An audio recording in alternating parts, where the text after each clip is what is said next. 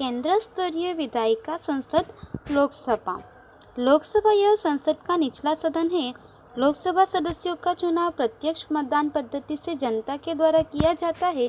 लोकसभा के सदस्य प्रत्यक्ष मतदान के द्वारा चुने हुए जनता के प्रतिनिधि होते हैं। वर्तमान लोकसभा में सदस्यों की संख्या 545 है, जिसमें 2 सदस्य एंग्लो इंडियन समुदाय के प्रतिनिधि हैं, जिन्हें राष्ट्रपति मनोनीत करता है। तो यहाँ पे हमें बताया गया है कि लोकसभा यह संसद का निचला सदन है और लोकसभा सदस्यों का चुनाव जो है प्रत्यक्ष मतदान पद्धति से जो है जनता के द्वारा किया जाता है और लोकसभा के सदस्य प्रत्यक्ष मतदान के द्वारा चुने हुए जनता के प्रतिनिधि होते हैं। और वर्तमान समय में जो है कुल यहाँ पे लोकसभा के सदस्यों की संख्या 545 है, जिसमें 2 सदस्य जो है एंग्लो इंडियन समुदाय के प्रतिनिधि होते हैं, जो कि राष्ट्रपति के द्वारा मनोनीत किए जाते हैं। राष्ट्रपति संसद लोकसभा तथा राज्यसभा का भाग है, लेकिन राष्ट्रपति संसद के प्रथम सम्मेलन में उद्घाटन भाषण तथा संसद के संयुक्त सम्मेलन बैठक को संबोधित करने के अलावा कभी भी उपस्थित नहीं होता है। तो यहाँ पे हमें बताया है कि राष्ट्रपति जो यह संसद यानी कि लोकसभा और राज्यसभा का एक भाग है, लेकिन राष्ट्रपति जो है यह संसद में प्रथम सम्मेलन जो होता है संसद के उद्घाटन का, उसमें भाषण के समय तथा जो है संसद के सम्मेलन बैठक को संबोधित करने के अलावा राष्ट्रपति कभी भी उपस्थित नहीं होता। राष्ट्रपति संसद के दोनों सदनों के सत्र को बुलाने, स्थगित रखने तथा उसी प्रकार लोकसभा को भंग करने का भी अधिकार रखता है। संसद के दोनों सदनों में 3 वाचनों से गुजरने के बाद विधेयक पर राष्ट्रपति के हस्ताक्षर के बाद ही विधेयक कानून बनता है। लोकसभा स्थायी सदन नहीं है। इसका कार्यकाल 5 वर्ष होता है, लेकिन 5 वर्ष के पूर्व भी लोकसभा का विसर्जन किया जा सकता है। तो यहाँ पे हमें बताया है कि राष्ट्रपति जो है संसद के दोनों सदन जो है लोकसभा और राज्यसभा के दोनों सदनों के सत्र को बुलाने की तथा उन्हें स्थगित रखने की और उसी प्रकार से जो है लोकसभा को भंग करने का अधिकार भी राष्ट्रपति के पास होता है। संसद के दोनों सदस्यों के जो है दोनों सदनों के जो लोकसभा और राज्यसभा है, इन दोनों सदनों के जो है 3 बार वाचन होने के बाद, उसका 3 बार पठन होने के बाद जो है विधेयक पर राष्ट्रपति के हस्ताक्षर होते हैं और उसके बाद ही विधेयक कानून बनता है। लोकसभा यह कोई स्थायी सदन नहीं है। इसका कार्यकाल 5 वर्ष का होता है, परंतु कई बार जो है इससे 5 वर्ष के पहले भी लोकसभा का विसर्जन किया जा सकता है। भारतीय संसद संविधान में उल्लेखित सीमाओं में रहकर अपनी सत्ता का उपयोग कर सकती है। उसी तरह संविधान सर्वोपरि है, संसद नहीं। यदि संसद के द्वारा निर्मित कानूनों से संवैधानिक व्यवस्थाओं का उल्लंघन हो अथवा विसंगति हो तो उसे न्यायालय में चुनौती दी जा सकती है। अगर न्यायालय को विश्वास हो जाए कि उस कानून के निर्माण में से संवैधानिक व्यवस्थाओं का उल्लंघन हो रहा हो तो उसे असंवैधानिक मानते हुए अयोग्य घोषित कर सकता है। तो यहाँ पे हमें बताया है कि भारतीय संसद जो है यह संविधान में उल्लेखित सीमाओं में रहकर जो है अपने सत्ता का उपयोग कर सकते हैं और संविधान जो है वह सर्वोपरि है, संसद सर्वोपरि नहीं है। यदि संसद के द्वारा जो कानून बनाए जाते हैं उससे जो है संवैधानिक जो है यहाँ पे व्यवस्थाओं का उल्लंघन होता है या संवैधानिक कानून जो है उनका यहाँ पे उल्लंघन हो, उनके साथ विसंगति हो, तो उसे न्यायालय में चुनौती दी जा सकती है। अगर न्यायालय को यह विश्वास हो जाए कि संसद के द्वारा जो कानून बनाया गया है उससे संवैधानिक व्यवस्थाओं का उल्लंघन हो रहा है तो जो है यहाँ पे उसे असंवैधानिक मानते हुए अयोग्य रूप से घोषित कर सकते हैं कि वह अयोग्य होगा। तो इस तरह से केंद्रीय स्तर पर जो है संसदीय लोकसभा इस प्रकार से होता है। अब हम उसमें यहाँ पे आगे जानेंगे।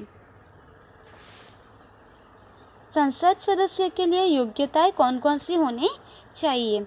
लोकसभा के सदस्य के लिए वह भारत का नागरिक होना चाहिए, कम से कम 25 वर्ष की आयु होनी चाहिए तथा वह संसद के द्वारा निर्धारित अन्य योग्यताओं को पूरा करता हो।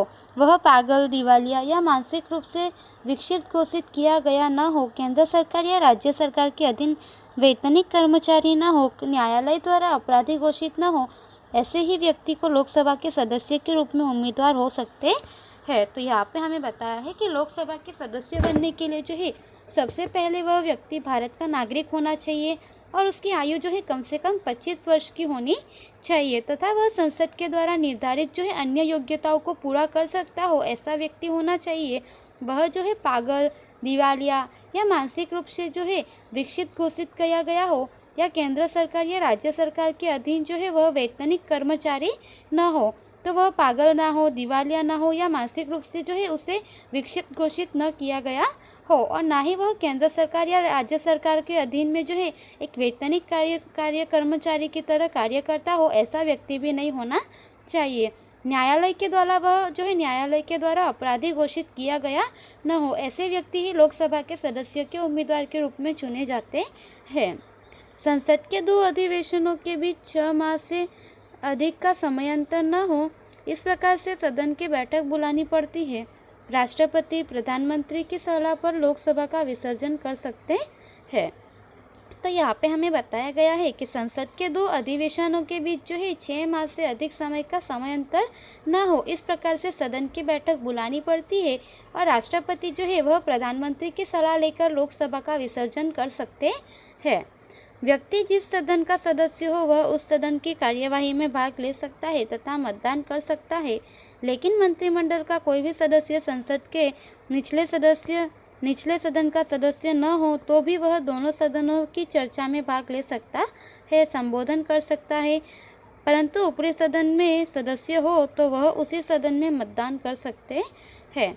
तो आगे हमें बताया गया है कि व्यक्ति जिस सदन का हो वह सदस्य हो, उस सदन की कार्यवाही में वह व्यक्ति भाग ले सकता है, मतदान कर सकता है, तथा मंत्रिमंडल का कोई भी सदस्य जो है संसद के निचले सदन का सदस्य न हो तो भी वह दोनों सदन की जो है चर्चा में भाग ले सकता है और संबोधन कर सकता है, परंतु ऊपरी सदन में यदि सदस्य हो तो वह उसी सदन में मतदान कर सकते हैं। लोकसभा में गुजरात की कुल 26 सीटें यानी बैठकें हैं। लोकसभा का कार्यकाल 5 वर्ष होता है, लेकिन उससे पहले भी राष्ट्रपति लोकसभा को भंग कर सकता है। राष्ट्रीय आपातकाल की परिस्थिति में राष्ट्रपति संसद के कार्यकाल को 1 वर्ष तक बढ़ा सकता है। राष्ट्रपति द्वारा लोकसभा को भंग किए जाने के कदम को न्यायालय में चुनौती नहीं दी जा सकती। तो यहाँ पे हमें बताया है कि लोकसभा में जो है गुजरात की कुल 26 सीटें यानी वहाँ पे बैठकें हैं, और लोकसभा का कार्यकाल जो है वह 5 वर्ष का होता है, लेकिन उससे पहले भी जो है राष्ट्रपति उस लोकसभा को भंग कर सकते हैं, तथा राष्ट्रीय आपातकाल की परिस्थिति में जो है राष्ट्रपति संसद के कार्यकाल को 1 वर्ष तक बढ़ा सकते हैं, और राष्ट्रपति द्वारा लोकसभा को भंग किए जाने पर जो है उस कदम को न्यायालय में चुनौती नहीं दी जा सकती। कोरम अर्थात सदन की कार्यसाधक संख्या। तो यहाँ पे हमें बताया है कि कोरम अर्थात जो है सदन की जो कार्यसाधक संख्या है वह होती है सदन की कार्यवाही शुरू करने तथा उसे जारी रखने के लिए पर्याप्त कुल सदस्यों में से उपस्थित सदस्यों की पर्याप्त संख्या। लोकसभा के कुल सदस्यों 545 का 1/10 अर्थात 55 सदस्यों की सदन में उपस्थिति अनिवार्य है, जबकि राज्यसभा में कार्यसाधक संख्या जो है राज्यसभा के कुल सदस्य 250 का 1/10 अर्थात 25 है। तो यहाँ पे हमें बताया है कि कोरम अर्थात सदन की कार्यसाधक संख्या। तो सदन की कार्यवाही शुरू करने तथा उसे जारी रखने के लिए जो है पर्याप्त सदस्यों की उपस्थिति वहाँ होना आवश्यक होता है, और लोकसभा के कुल सदस्य जो है यहाँ पे 545 है, यानी कि 55 सदस्य जो है उनका सदन में होना आवश्यक होता है कि उनकी उपस्थिति हो, जबकि राज्यसभा में जो है कुल सदस्य 250 है, तो वहाँ पे जो है उसका 1/10 भाग यानी कि 25 सदस्य जो है वहाँ पे उपस्थित होने आवश्यक होते हैं। तो इस तरह से यहाँ पे जो है हमने संसद के विषय में किस तरह से यहाँ पे सीटें वगैरह कितनी होती है, कितने लोग होते हैं, किस प्रकार से कार्य होता है, इसके विषय में जाना। राज्यसभा के विषय में हम अगले वीडियो में जानेंगे। धन्यवाद।